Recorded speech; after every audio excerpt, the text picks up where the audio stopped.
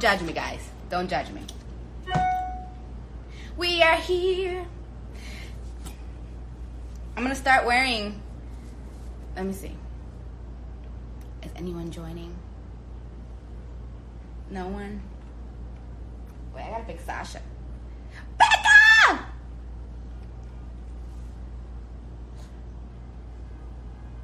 We're about to go live. Let's talk about this boogeyman. That's what I'm talking about. That's what I'm talking about. I'm here for this. I'm here for this. Wait, this is like the first.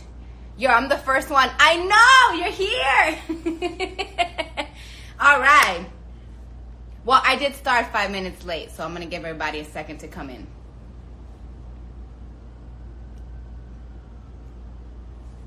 Send it, send it, send it. Let's go.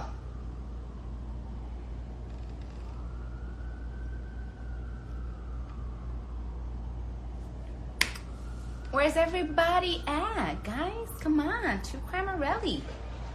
Let's go. Let's go. Where's everyone at? Cami, me encantó tus regalos de cumpleaños. I love them. Please make worldwide shipments of those gifts. Oh my God. If I can make copies of what I just got for my birthday, it would be fucking insane. I hope that everyone gets these fucking gifts. They're great. They're great. It's amazing.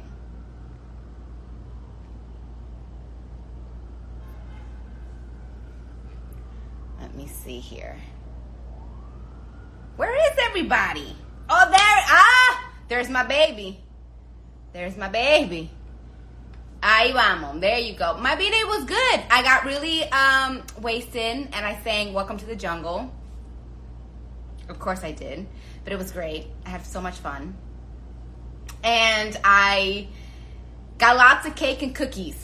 Apparently people thought I really love sweets, so I got lots of sweets and stuff for that. Episode 9, that's right, Dil. We're here, episode 9.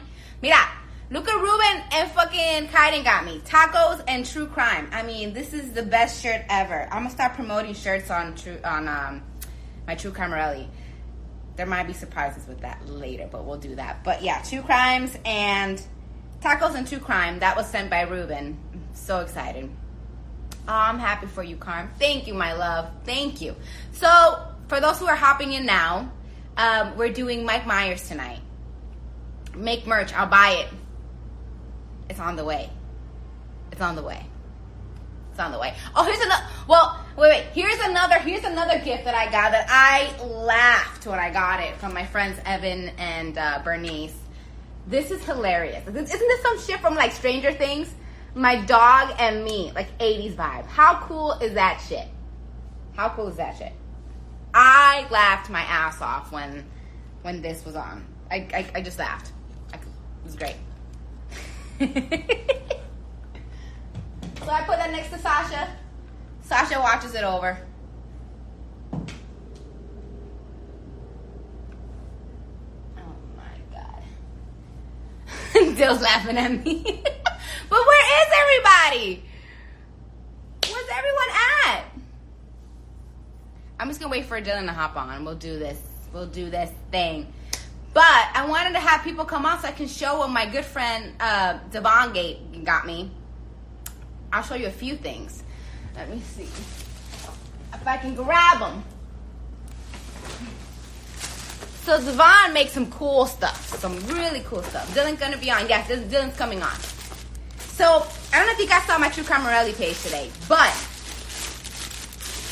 he got me this game, and it's kind of like Clue, but it's the Guess Who, but it's the Serial Killer Edition.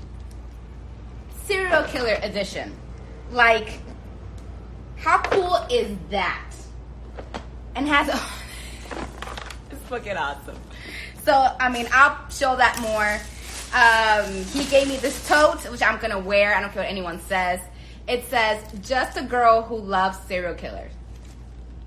As an actress in the true crime world, that's what I do. That's what I do. She loves her serial killers and her true crime. I'm here for it. That looks cool. It is cool. Dylan, we're going to have to play this. It's fucking hilarious. It's fun. Let me see here.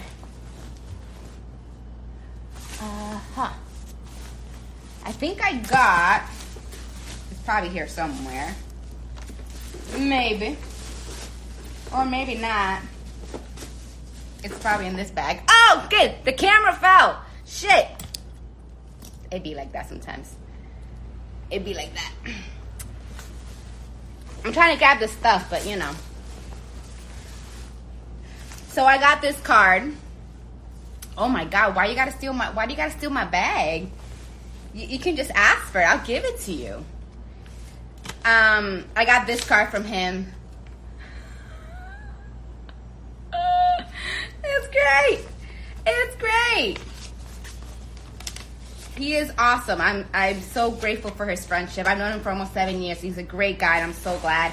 And he makes shirts and stuff. So he made this. Like, look how cool. Like, this is the jacket, everyone.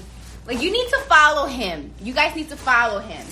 And he made this, like, true crime jacket that I am here for. Look at the back. Who is that? Who is that? What? You need to follow him, Becca. He's great. And, like, he made another Richie one, and then he made shirts. Here's another shirt that I got. It says, probably thinking about you or serial killers. Most likely serial killers. I'm thinking about serial killers. I am. What's the other one? Then I got, look at this shirt. Look at this shirt. I mean, what? I mean, look at this. He just made some really cool shirts for me. What is this? Look at the tag. No, Devon is, I want the jacket with you on it. You can borrow it, but you're not, you know. Danny, these are amazing. He's awesome. Like, look at this. This is another jacket I have. Oh, yeah, he made another Richie jacket. I think it says what? Richard, and then Richard in the bottom, and then you have Richie in the back. Like, oh my God. They're awesome. And then, one more thing before we continue, while, you know. His friend made a map for me of all the serial killers and the places they've actually done their crimes. This is a map of all the serial killers and the things that they've done in all around the U.S. How freaking awesome. I'm hanging that shit up. He was awesome. Devon is awesome. So for everyone who's interested in all the stuff that he did, send me a DM on True Crimereli and I'll send you his page because I know he's watching. But it's hard to type it now. But just send me a message you're interested in, and I'll send you his profile, and you guys can go talk to him. He's the best. He's a sweetheart. He's so fucking talented. Thank you, Devon, for this. So grateful. Oh, I also got a rug for the house that said, great, you're here. Let's talk about serial killers. So that's going in my house. Can't wait. I can't wait. But yeah, this is awesome. I don't know what else I have in here. Oh, I think I have another. Is this another? Oh yeah, this is another Richie shirt he made with the sides. Like, it's pretty cool. It is really cool. Like, this is amazing. I know. There's enough background. It's great.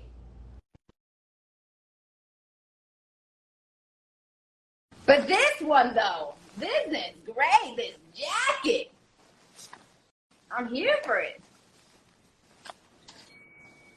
Oh my, he's here. Mike Myers is here. Oh, so he's gonna be quiet all day? Okay. Mike, you're gonna have to talk. We're in True Crimereli right now, so you're gonna have to talk. You're gonna have to talk. And you're scaring me. You're scaring me. You're scaring me. You're scaring me. Don't do that. Oh my goodness. It's hot in there. It's hot. It's hot. How are you today? I am good. I had a wonderful day. I was just showing these gifts. Dylan, we got to play this game. What's that? With the crew. Serial Killer Edition. It's like Clue. Remember Clue? Like, literally, I'm not lying to you.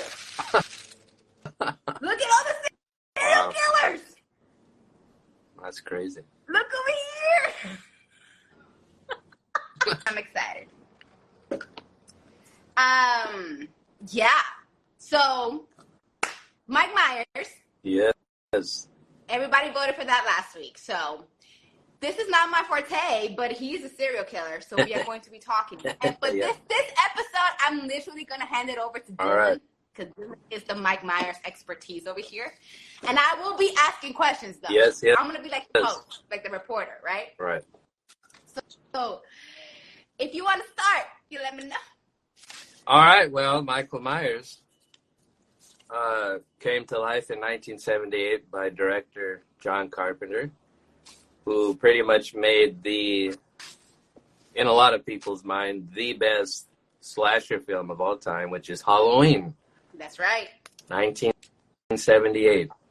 From Halloween, ushered in all the 80s slasher films, which Halloween, many of the other film studios copied in their own way, creating the slasher films of the 80s.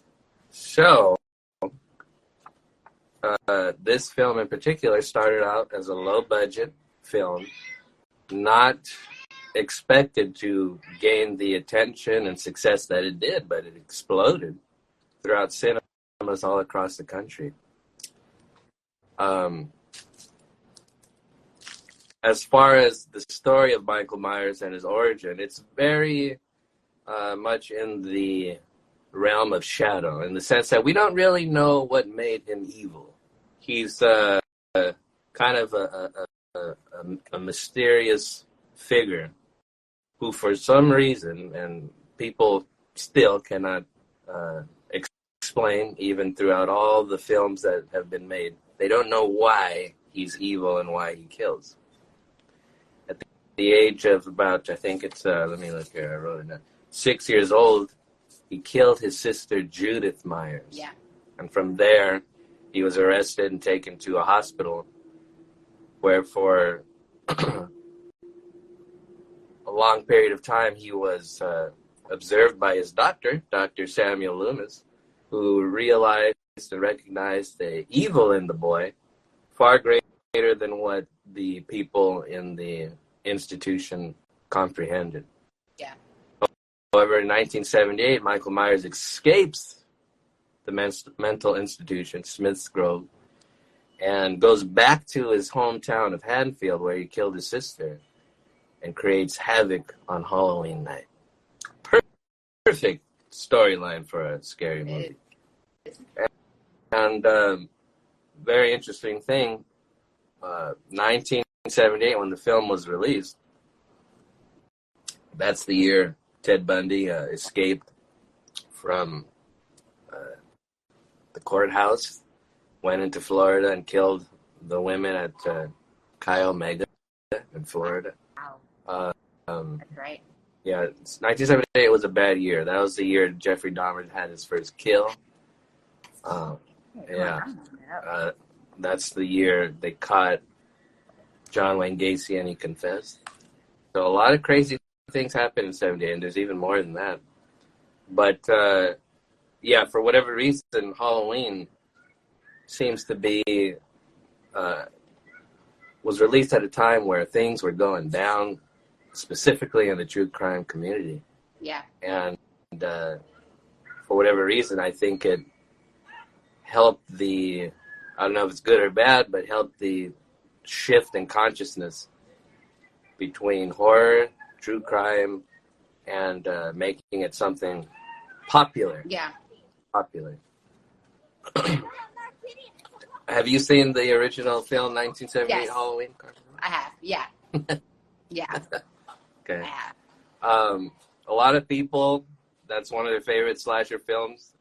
Of course, Freddy Krueger came after in the 80s, and Jason Voorhees, who are probably the three top slashers in horror film. Michael Myers, Freddy Krueger, and Jason Voorhees. But Michael Myers has a long-lasting power. 2018, they rebooted the series, and they made a trilogy, and was really, really popular. Yeah. Made a lot of money, and they're already talking about rebooting it again. So we'll see what I'm happens. okay. All right. I don't know about the reboots, but all right. I don't know. They want that money, man. They want that money, man. That's right. So here's my thing with that. Because I looked up 1978, and you are right. There was a couple, like, I think the Hillside Stranglers also made their last kill that year. Yeah. Before they got caught. There's a lot of reasons they're saying that the 1978 was, like, in a boom for serial killers. That year was, like, really bad for some reason. Yeah. And they're saying because the war and the highway systems. Yes. I agree. There was, I guess, the interstate highway system in America, like, they started building that at the time, so it allowed people to go to places, different places. Right. That's it. I didn't think about that. Yeah. That's a good theory.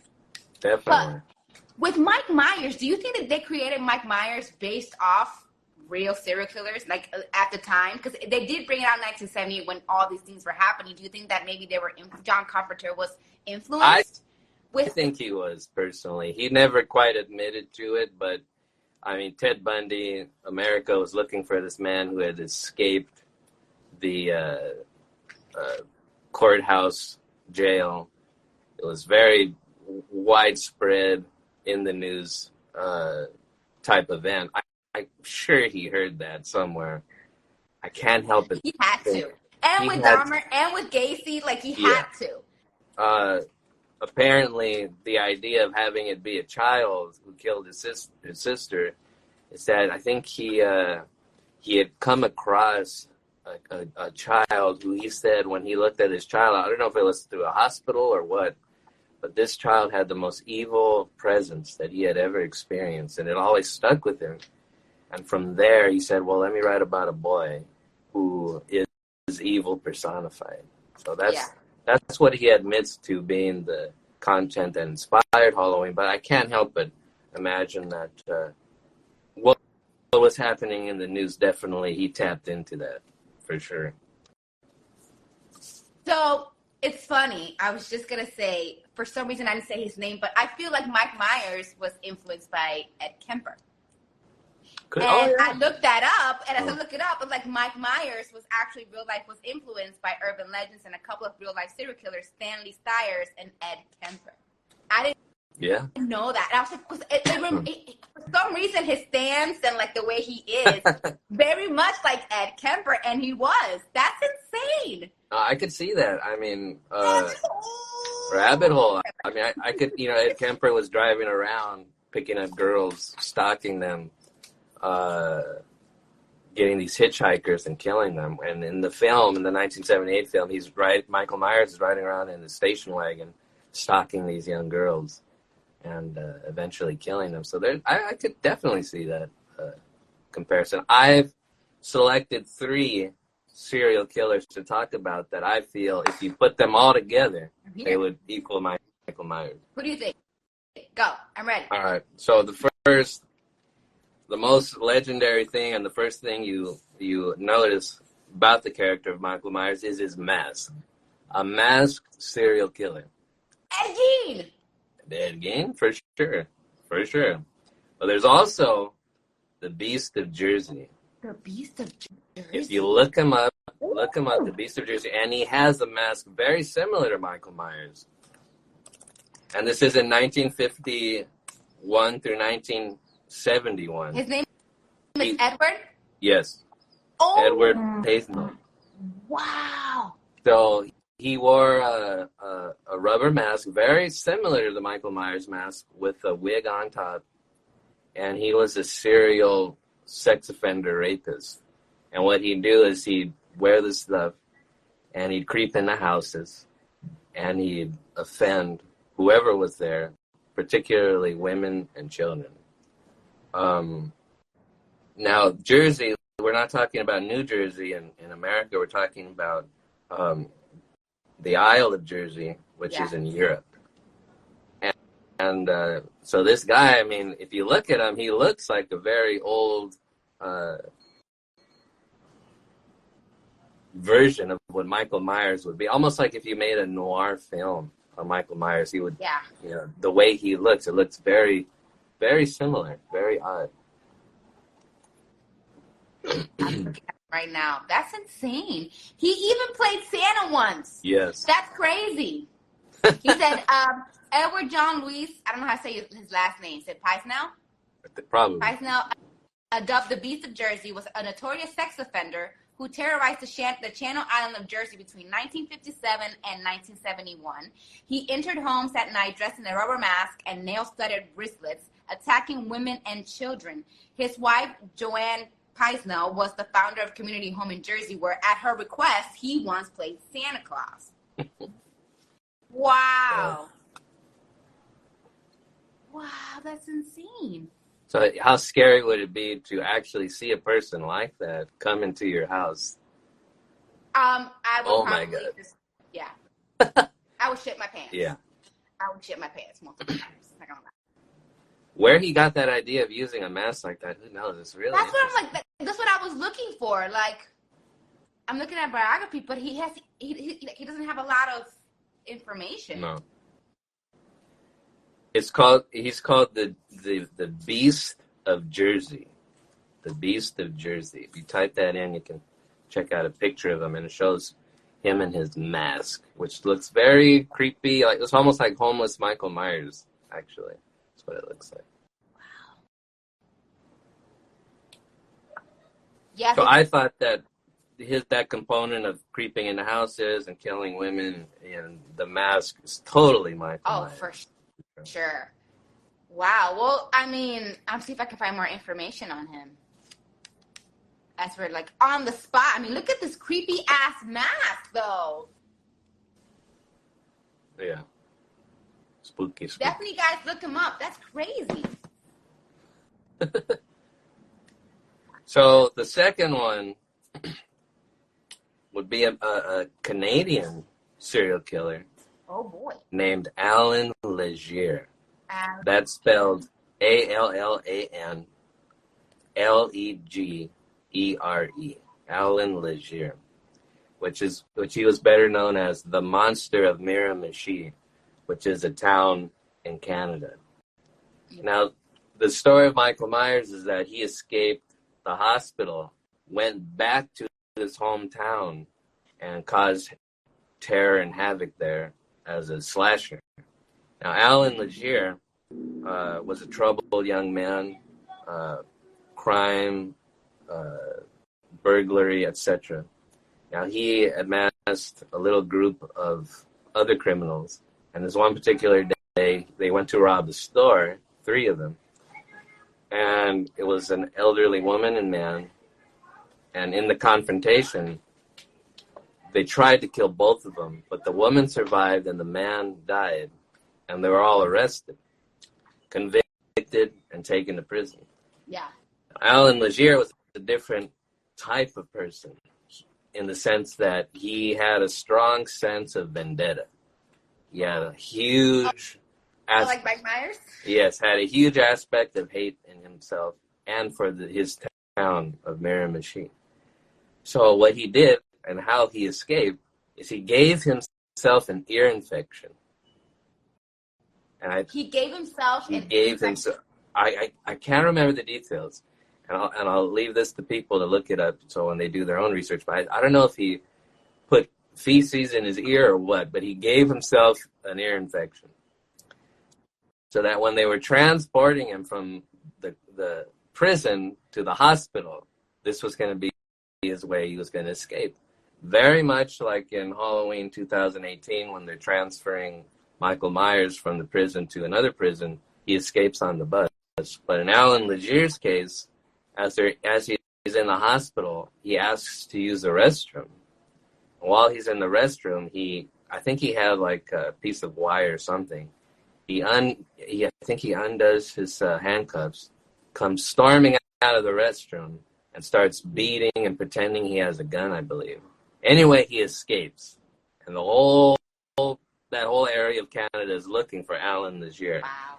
And they're looking at the border between America and Canada because they feel like he's gonna, flee out of the country. But no, he does the exact opposite. He goes back to the crime scene of where he grew up, just like Michael Myers. He goes back to the Miramichi in Canada, and everybody nobody's looking for him. Now, what really is fascinating about this particular case is they call him the boogeyman as well. Now, if you can picture this, it's a small kind of country town, and people are showing up, or people are being found dead, brutally assaulted. I'm talking, necks broken, faces smashed. I mean, just total brutality. Yeah. But they can't find the guy. They can't find him. They just know he's lurking there in the town. So every couple of days or weeks, a body turns up. But they know he's somewhere in the shadows there. And as the time progresses, they see this man, like a shadow crossing, almost like Richard Ramirez. All the sightings they have of Richard Ramirez, people will write in or talk about how, I saw Richard Ramirez. He was in my backyard one day. Yeah. I saw Richard Ramirez. He was driving down the street. So Alan Leger, they are having sightings of Alan Leger, but very faintly. They couldn't quite catch him. By the time they saw him and called the police, he was already long gone. What he was doing is he was waiting for the town to sleep, and while they would sleep, he would crawl in, go into their bedroom, and just stare at them. Oh my God! And not even attack them. He would just stand there and stare at them for like 45 minutes. No one saw him? No one saw him. It was a big joke to him. He was really creepy, man. Oh my God. He got a big kick of the power and control of being able to be in somebody's space and watching them sleep. Now, of course, he did kill some of these people, but a lot of the time he would just go in to do specifically that, which is really crazy. So around this time, it's October. And on this particular night, guess what night it is? It's Halloween. Stop. Halloween. And a whole town scared on Halloween. They all want to go trick-or-treating, but they know Alan Leger is out there. And they're terrified. Yeah, so what they do is they have Halloween early in the day. I think they isolated to like a school gym, and they have the kids go there and wear their costume or something. But on Halloween night, he's out there in the shadows, creeping around the town. They're calling him the boogeyman. Anyway, to make a long story short, they finally capture him. How did they capture him? He was fleeing the town finally. He kidnapped a lady and took her car, and the cops surrounded them, and he got out, and he just gave up. So when they arrested him, they took him back, but he promised that he would come back to the town again if he could get out. So later on, while he was rearrested and convicted, they found, I think it was the antenna of a TV or something stuck up his butt, which he was going to use to stab somebody to escape or something like that. I can't remember. But there's a great documentary on him on YouTube if anyone wants to check him out. So, we got to watch that. That's crazy. So that's the second. Okay, what's the third one? The third one is kind of explicit.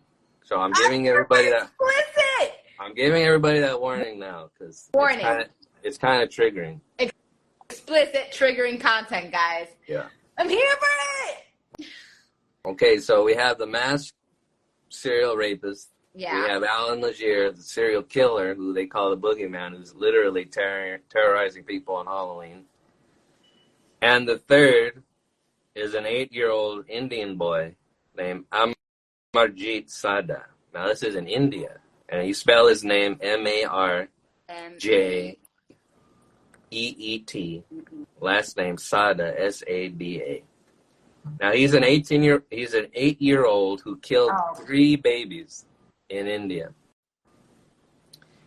The first baby he killed was his cousin. He took advantage of the fact that his parents were gone, they were working, and as he was watching the baby, he would pinch and slap it, enjoying making it suffer, until he consciously, I imagine, wanted more and began to strangle the baby. and kill the baby.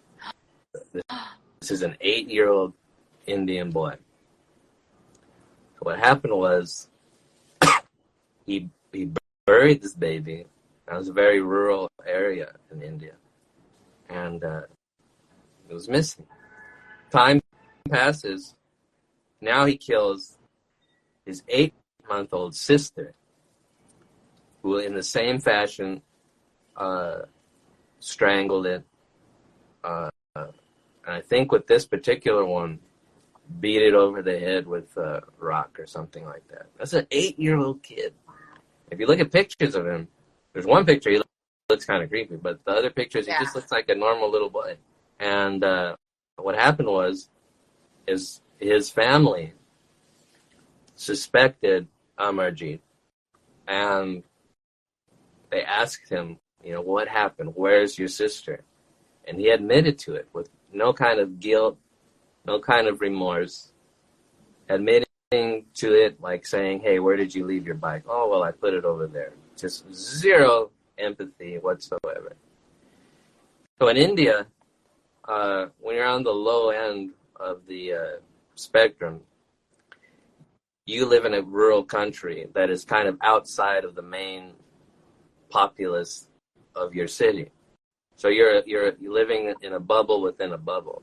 So when they found out about their son, Amarjit, they handled it amongst themselves in the village rather than bringing in the city law enforcement. So the police never found out about Amarjit killing these 2 babies. They kept it within the house and within the family.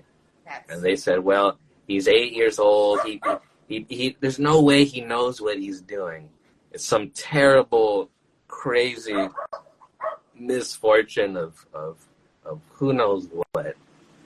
And they didn't want to see their boy taken to, get arrested. They already lost one, which was his sister. They didn't want to lose the boy too. So they kept it hush hush, and they hoped that if they would try to educate the boy now that they knew that he had killed the 2 babies, that they could help him and kind of curb that whatever fracture he had as an 8-year-old boy, he would grow out of it, they would hope. But he didn't, of course. And this time he abducted another baby who was, I think it was 16 months or something like that. No, 6 months old. 6-month-old baby he abducted from a school in the village area town. So the mother, I imagine she was working, and this school, they would babysit and take care of children for working parents. So this parent dropped off her, 6-month-old baby. Yeah. And Amarjit abducts this baby from the school, takes it to the remote area of his village, does the same thing, strangles it, smashes it to death with a brick. Now this time, it's outside of the family. So he abducted somebody, a stranger's baby. So the mother of the baby made it her mission to find out who killed her daughter. Yeah. So unlike the family who turned a blind eye, the mother went on a specific mission to find who killed her daughter. And ultimately, as she was going through the village asking, they pointed to a boy, Amarjit Sada, and the cops were brought in. They arrested the boy, and in interrogation, he admitted to killing the 3 babies. Now, the crazy part of the story, which is already crazy, not only is he the youngest serial killer because he killed 3, in India, there's no conviction for a child at that age. They don't arrest and have a trial for a 8-year-old kid. Yeah. Instead, they send him to a kid's hospital institution. Yeah. So what happens with Amarjit is, through his time in the hospital, potentially good behavior, they change his name and his identity and release him at the age of 16. So he's out there. He's out there, and in 2023, he's 23 right now. He's 23 years old. Who knows if he truly grew out of his killing nature, or if they set free a maniac who they can't track him because they totally changed. I don't understand how they thought it was okay to let someone go like that, to be that young and kill 3 babies and not have any remorse. I know. It's one of those things I'm like, we can like give him parole and let's watch him, but if one fuck up and he's going back into fucking prison, something like that. But he could be killing right now. He could be killing right now. Name. Exactly. So he's 23. He's out in the wild. No one knows what he looks like today. No one knows anything about him other than he was released. So how does that connect with Mike Myers? How does he connect with Mike Being Myers? a little boy serial killer in the same way he killed his sister. That's right. Judith Myers not in 1978, but. So so here's my questions now for Mike Myers. Oh, by the way, we do have a question before I ask you this one. Someone said, if Michael Myers was a real person, would he be considered the greatest serial killer? I don't think he'd be. No, because his kill count was. It depends on how you where you end the story of Michael Myers. If we're talking about only 1978, and he only killed a handful of people, his kill count wasn't that high. So I don't know. I think he'd go down as one of the most creepiest serial killers of all time. But definitely Sam Little or Ted Bundy were more prolific than Michael Myers if he was a real person. So that's what I think. So then here's my question. What, in your opinion, happened in Mike Myers' childhood that made him be this way? And because I have an opinion. I have a theory. I think Mike Myers was a demon. I don't think he was human. Yeah. There's no way that man was human. He definitely was possessed by something or was just not cut. That's my opinion. But, what do you think happened in his childhood? Well, the thing is for John Carpenter and his approach to the film and writing it was that he would not explain it whatsoever, and he wanted to keep that mystery there. So that's the enigma of Michael Myers. Now, to answer what you said about him being possessed, now his doctor, Dr. Sam Loomis, the one who's chasing him throughout the franchise, he believed, that he wasn't a man, he was evil personified, and that he had the devil's eyes. So it definitely falls in the line of that perspective. However, in Rob Zombie's reboot of Halloween, if you watch it, it shows the beginnings of young Michael Myers, and it's he actually does the opposite of what John Carpenter did, and he creates how he became that way. Yeah. And he's basically a trailer park trash kid who already is abusing animals. He has a very abusive father. He gets bullied. So Rob Zombie in his couple films of Halloween, he kind of explains and takes a serial killer route to flesh out the idea of Michael Myers. Because that makes, Rob Zombie's version makes sense because it's the recipe for all the other serial killers that we talked about. The childhood abuse, the trauma, the drugs, the dad, and all that stuff. So that could be a take. But do you think Mike Myers was human? I think he was. That's the weird thing is that he was. Because he doesn't die, man. Well, he just doesn't die. I was like, come on. Well, the idea is that he's a human, but there's something in him, some kind of evil that keeps him alive. And because you can't kill evil, he continues on. I think that's the idea. So he was a demon. He was definitely. He was something. Yes. Because I know as humans, you get stabbed, you die. You get thrown in a fire, you burn, and you die. And it's just, this man was just continuous.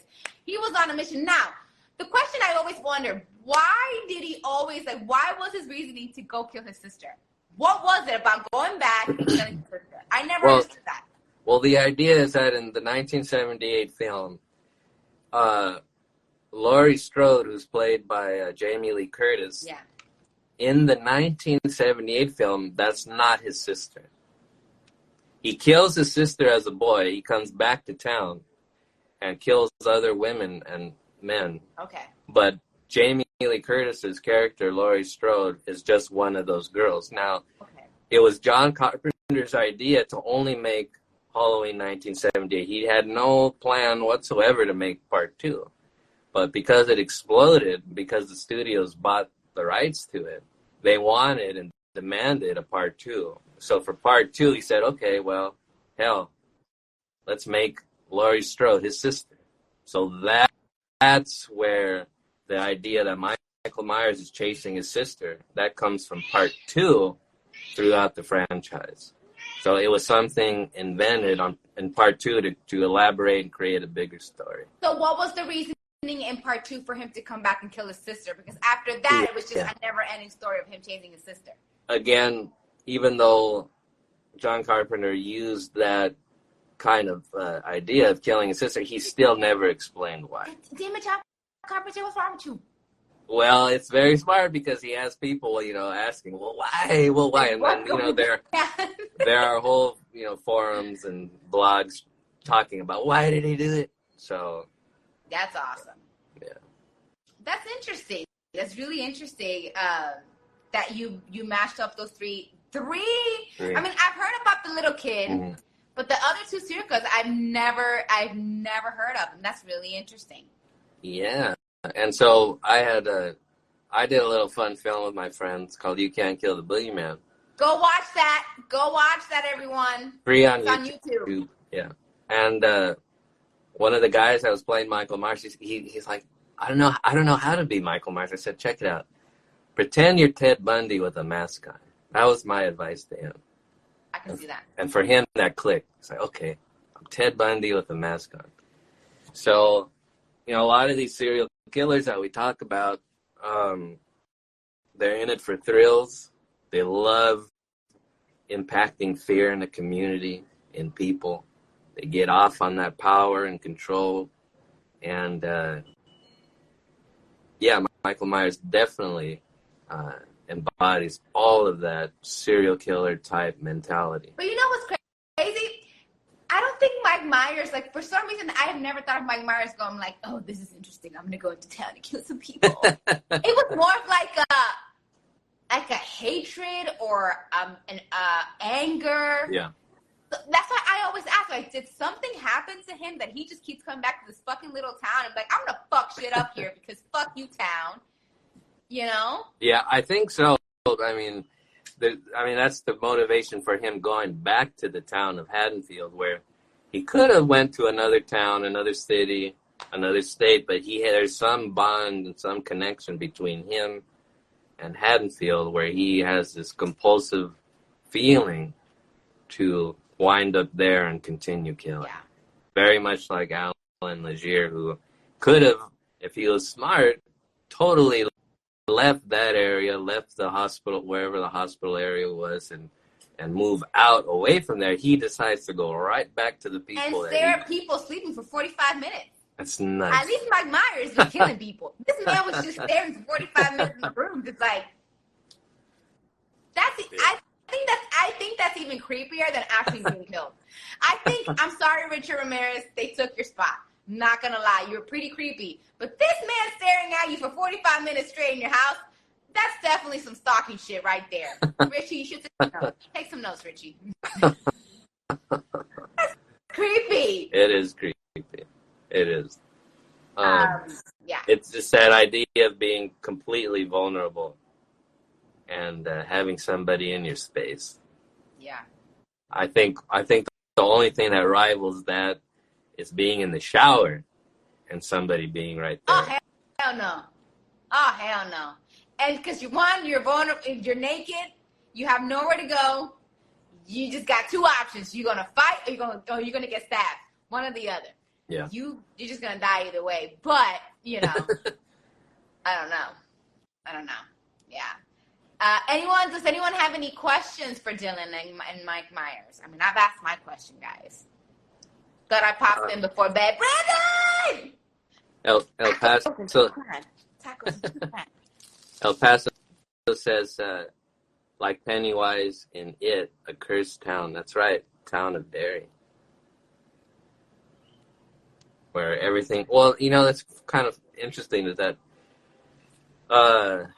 John Carpenter had imagined after they wanted to expand from part one, he said, well, Haddonfield can be a town where multiple weird, horrific things happen. It's not just Michael Myers, that it's something about the town, very much like Derry in It. That's why in Halloween Part 3, Michael Myers isn't even in that film. It's about these masks that apparently have this evil quality. I'm not gonna, no spoilers, but he's not even in Part 3, and it's because John Carpenter wanted to kind of expand the universe, but people didn't want that. They wanted Michael Myers in the mask killing people. So, yeah. How did you decide to do your version? How is your views different from Carpenter? Ooh. My version, it was just, we had so many films after 1978 that we didn't have a film that was somewhat in the vein of 78. With every film that came in the franchise, the mask was somewhat different. He didn't look the same way. So what we wanted to do as fans is kind of bring him back for a little short and have him look like he did in the original film and act the way he did and make the noises that you can hear him make in part one. Kind of call back to that original flavor of what Carpenter did in 78. That was the main goal for that. Yeah. Part 3 is one of the best. So, Karim, what's next week about? Ooh. All right, we're gonna ask the viewers, guys, what do you want to see next week? Vote, bitches, vote, vote. 3. Whoever gets the first 3 wins. I know you got some. Which of the sequels did you like the most? I really like part 2 and part 4. Those are I really love those. Being a kid, that's the thing about the internet and streaming services. When we were kids, if you were lucky, TNT or some cable TV network would have like a Halloween marathon close to like Halloween in October, and you'd sit down and you'd watch these films back to back to back. And a lot of the Halloween films that were played was, I think, Halloween 4. They would play that a lot for some reason. So it really grew up. As I grew up, I had a nostalgic feeling for Halloween 4. And, yeah. In fact, I liked it. I miss Halloween marathons too, Dill. They used to have the Halloween marathon. I think it was for Halloween, right? Yeah, wasn't that cool? And then they'd have like a Nightmare on Elm Street one. Yeah. You would really look forward to October. They don't have those anymore. No, it sucks. Oh,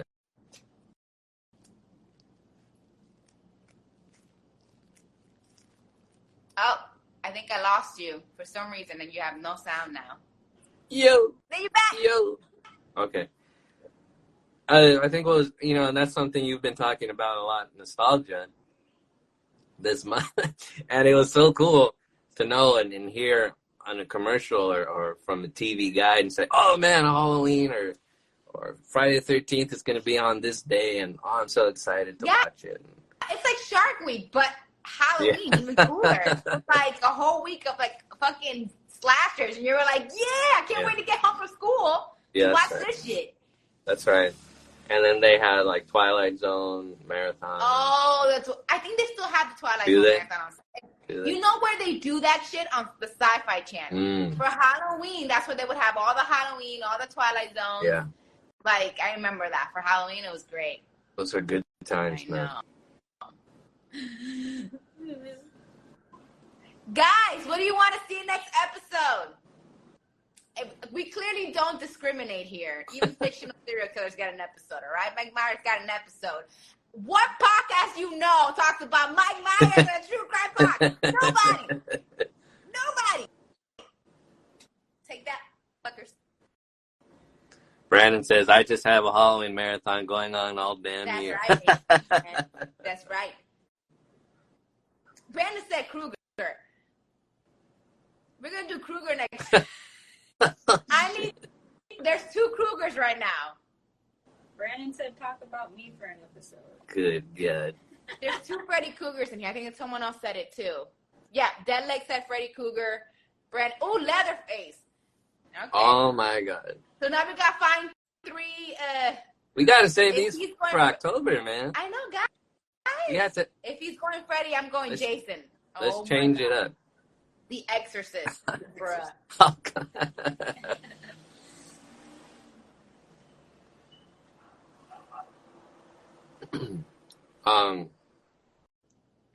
Man, there's just so much going on in well, I got 2 Leatherface.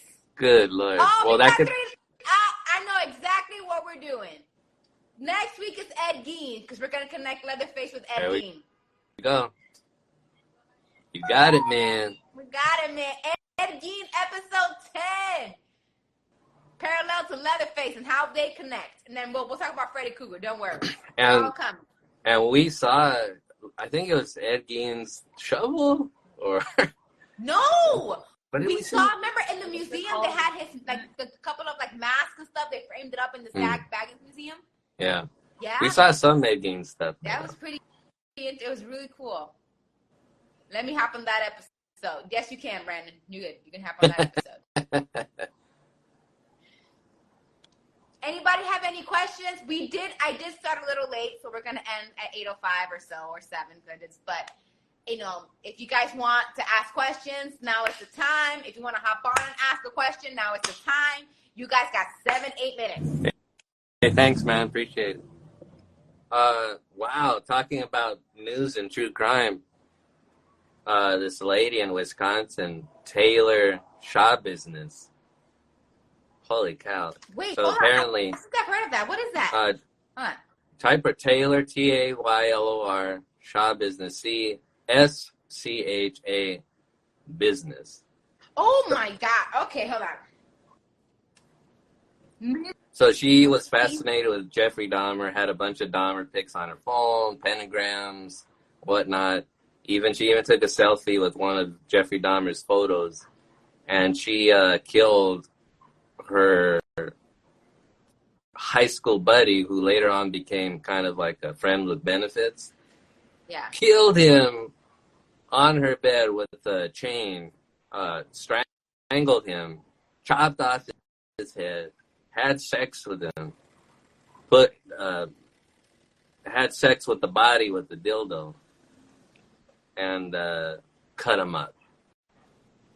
She recently just got convicted, guilty. I think it was yesterday. This trial had been going. The kind of people, this girl particularly, I have an issue with this. Yes, she's guilty. She's going to jail. Absolutely 110%. She's fucking crazy. Here's the thing, though. She makes us, the people who are in the true crime community, look really fucking bad. Because I'm like, whoa.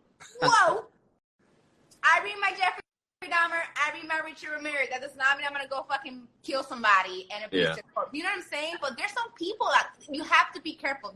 Being in the true crime community can get to you mentally. Oh, yeah. It is a very dark place. Interested in true crime community is amazing. No one's judging you. I get it. We're all fascinated with this dark stuff. But you have to be careful. It doesn't lead you in a dark path. It can lead you that way.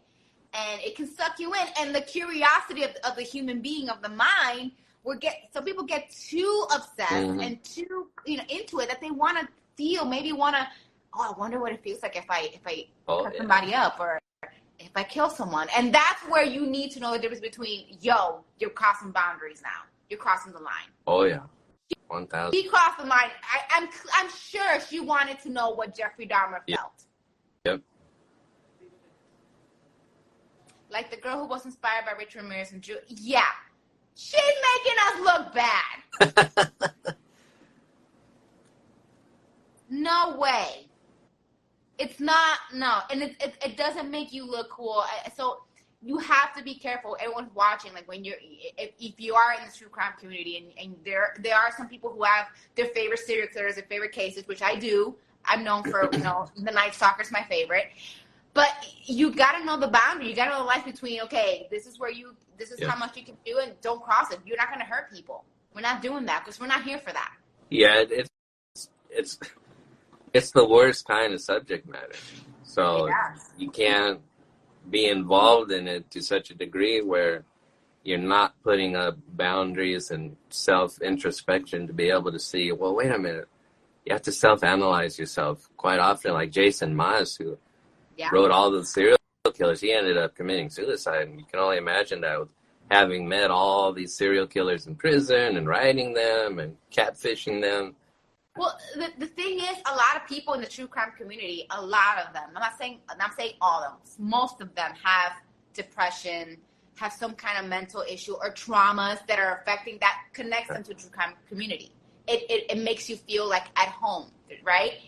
So that's where you, as the person, needs to sit down and be like, okay, how far can I get with this? How far can I study this? How far can I become obsessed without crossing that line of hurting someone? Right. I mean, like Richard Ramirez, he was into true crime. Yeah. He wanted to be Jack the Ripper. Right. He became Jack the Ripper. But BTK, obsessed with true crime. Jeffrey Dahmer in The Exorcist. He wanted to be a fucking demon. Clearly he was a fucking demon. That's right. So, this isn't, I'm reading it, and this is crazy. Like, her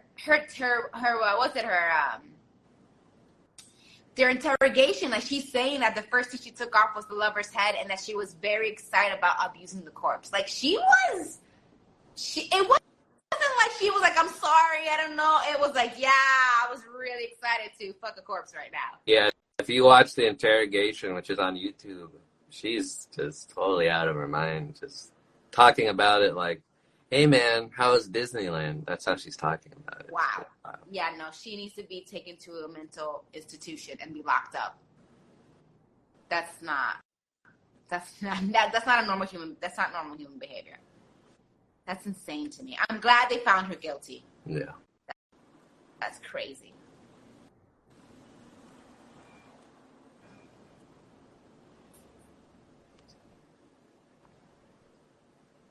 There's no such thing as karma. I disagree with you. I think karma exists. I mean, it may take a while, but look at all the serial killers' karma, how they got caught. I mean, Richard Ramirez's karma was pretty freaking good, I must say. The police didn't catch him. The people he was stalking, his own kind, Mexican people beat the shit out of him. If that's not karma for you, I don't know what that is. That's karma.